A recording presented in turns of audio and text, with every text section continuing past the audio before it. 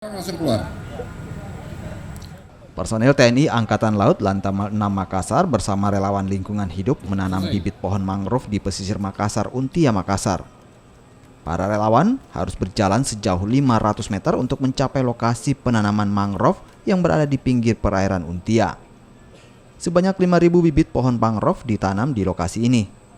Luas penanaman pohon mangrove di area ini mencapai 5 hektar dan ditargetkan 24.000 bibit pohon akan ditanami mangrove. Kami dari Lantamal 6 Makassar termasuk bagian dari Satprowil di bawah Angkatan Laut mengikuti program kebijakan dari pemerintah khususnya TNI Angkatan Laut melaksanakan penanaman mangrove secara serentak yang kita laksanakan bersama unsur maritim yang lainnya, khususnya di tempat di lokasi KBN Taman Wisata Mangrove Untia sejumlah 5.000 bibit yang kita tanam dengan menyesuaikan lahan yang ada di sini 5 hektar. Selain di Makassar, penanaman pohon mangrove ini juga digelar serentak di 77 wilayah di Indonesia.